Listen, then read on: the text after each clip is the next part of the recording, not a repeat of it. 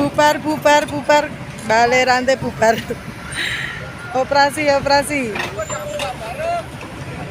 Operasi, guys. Hari ini viral di media, diangkat kasus tentang bisnis tambang material di Kabupaten Klaten, Jawa Tengah. Sejauh saya bisa memberikan pendapat, bisnis tambang ini meliputi tambang material bangunan ya, galian C, meliputi pasir, batu, dan tanah uruk. Di bisnis ini, khusus yang terjadi di wilayah Kabupaten Klaten, ada beberapa kepentingan yang saling terkait satu sama lain.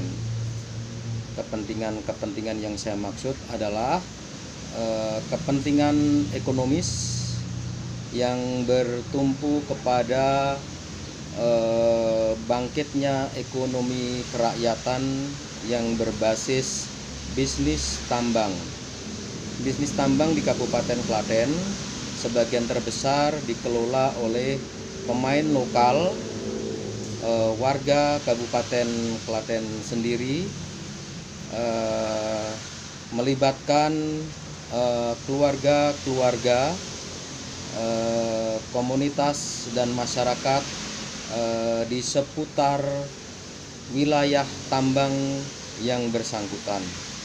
Itu ada di daerah Kemalang, daerah Jatinom, daerah-daerah yang berada persis di bawah lereng Gunung Merapi.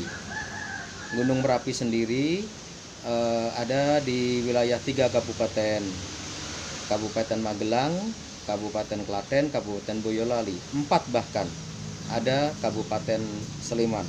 Jadi ada di 4 kabupaten dan ada di 2 provinsi. Jawa Tengah terdiri dari Kabupaten Boyolali, Klaten, dan Magelang. Sedangkan wilayah daerah istimewa Yogyakarta ada di Kabupaten Sleman. Melayu kabeh, motornya melayu kabeh, guys. Alon-alon. Nyaris semua pemainnya adalah sama, pemain-pemain lokal yang darinya kemudian berputar roda perekonomian rakyat. Saya tidak melihat ada campur tangan kapitalis besar semacam oligarki,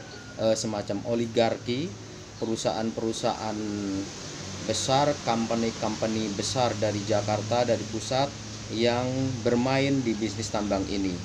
Saya justru melihat sebaliknya, bisnis tambang material khususnya di Kabupaten Klaten itu digerakkan oleh basis masyarakat, basis keluarga-keluarga di dekat wilayah tambang, dan darinya bisa berputar roda perekonomian rakyat.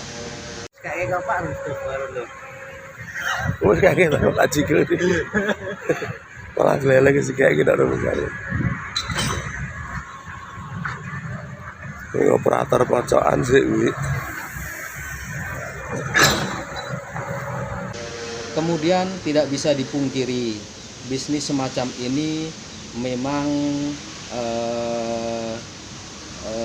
berhubungan langsung dengan legalitas formal perizinan.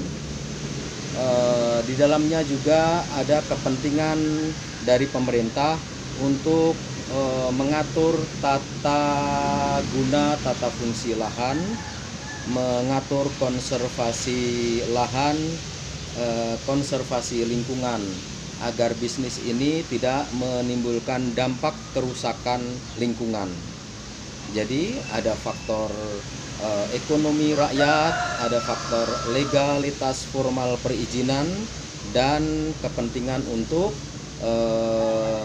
mempertahankan konservasi lahan dan tidak merusak lingkungan. Saya kira kepentingan-kepentingan itu yang terlibat secara utama, secara pokok, kepentingan-kepentingan fundamental itu yang terlibat dalam bisnis tambang di Klaten.